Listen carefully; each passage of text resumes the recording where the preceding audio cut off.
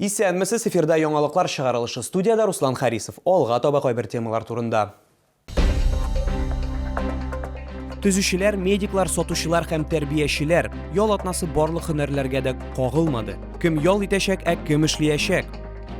48-20 йортында булган фаҗигадан соң белгечләр газ җиһазлары булган фатирлар буенча рейд оештырдылар. Нинди фатирларны иң беренчеләрдән булып тикшерәчәкләр?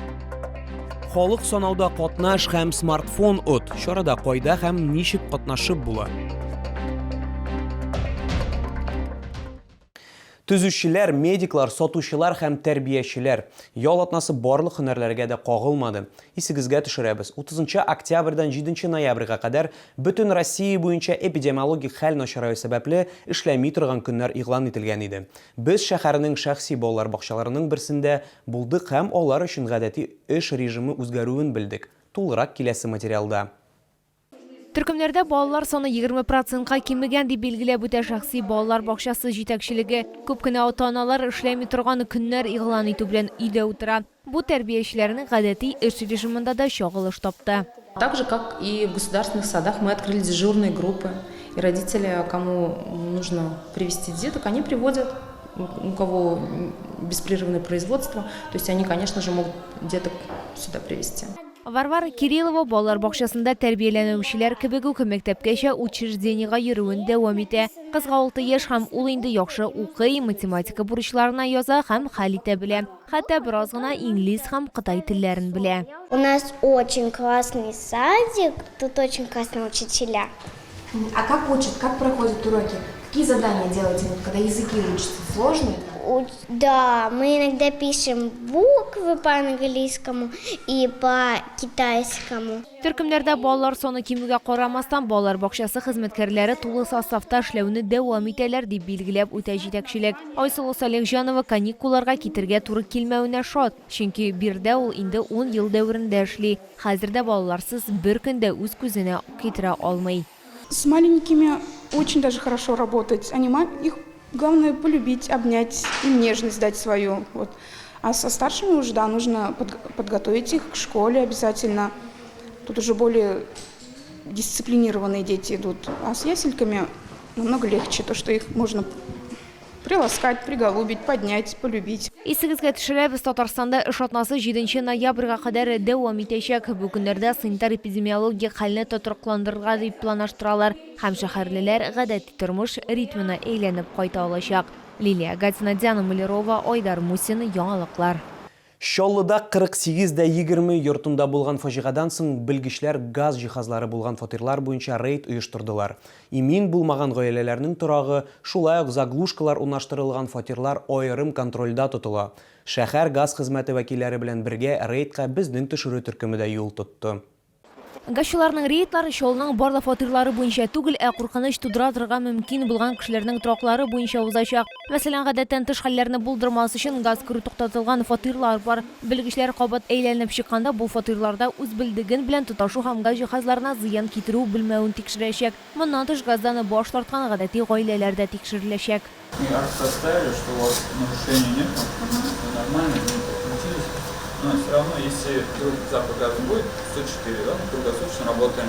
Газ җиһазларының төзек булмауы сәбәпле чыгып торган газдан агулану куркынычы бар. Сулаганда метан организмга токсин йогынтысы ясый. Төп симптомнар күңел булгану, баш әйләнү, сулыш начараюы һәм буылу.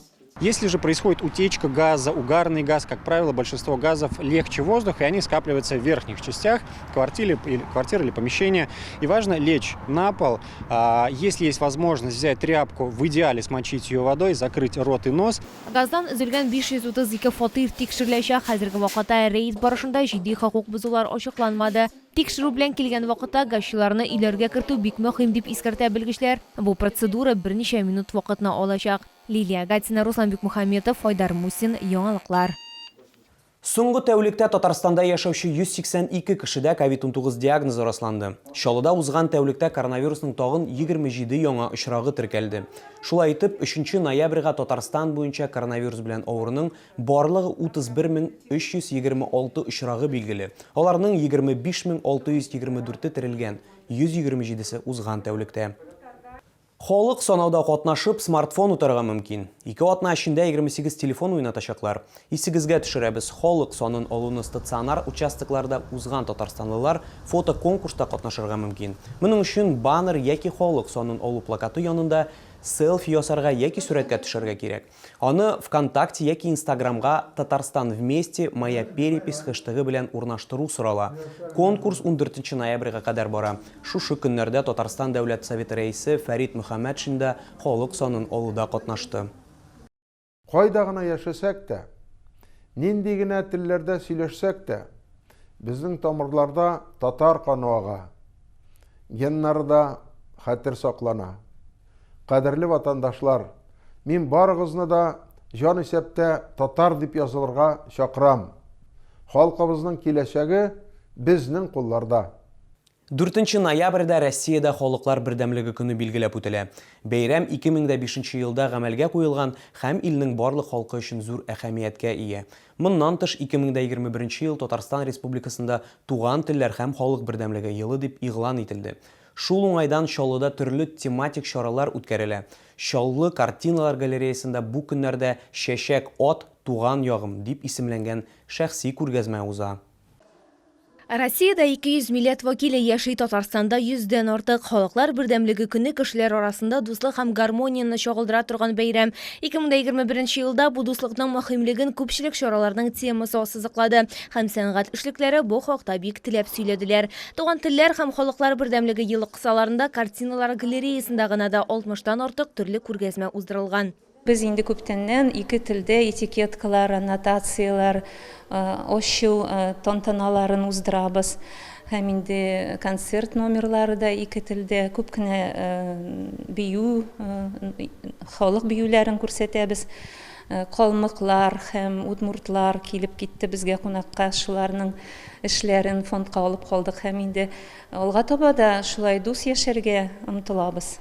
Хәзерге вакытта картиналар галереясында Россия рәссамнар берлеге әгъзасы Илдус Муртазинның «Чәчәк от, туган ягым» дигән шәхси күргәзмәсе бара. Анда 60тан артык эш тәкъдим ителгән.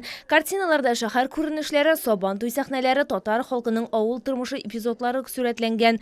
Муртазинның иҗаты Яр-Чаллы һәм Татарстанның гына түгел, ә гомумән Россиянең дә сәнгать тормышында лаеклы урын алып тора. Бу картинада рәссам ике команда күрсәтә. Шулай итеп, рәссам кешеләрне берләштерә. Күп кенә чаллар рәссам иҗат иткән эшләрне бәяләргә өлгерделәр. Инде «Чәчәк от, туган ягым» күргәзмәсе 7 ноябрьгә кадәр дәвам итәчәк. Лилия Гатина, Ленар Солтанов, яңалыклар. Ә мин сезнең исегезгә төшерәм, шәһәрдә COVID-19-га каршы вакцинация дәвам итә. Безнең алда иммунитетны ныгыту проблемасы тора. Вакцина ясатырга ашыгыгыз. Бу сезгә җиткерәсе соңгы мәгълүматыбыз иде. Мин Руслан Харисов сезнең белән сау булашам. Игътибарыгыз өчен рәхмәт.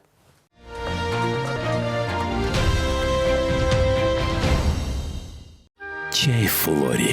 Натуральный, чистый, как сама природа. Ощутите щедрость вкуса настоящего чая. Вся сила природы в чашке чая Флори. Глазная клиника Газизовых. Современная хирургия катаракты и глаукомы. Лечение близорукости у детей. Набережные Челны, дом 1408. Телефон 35 75 75.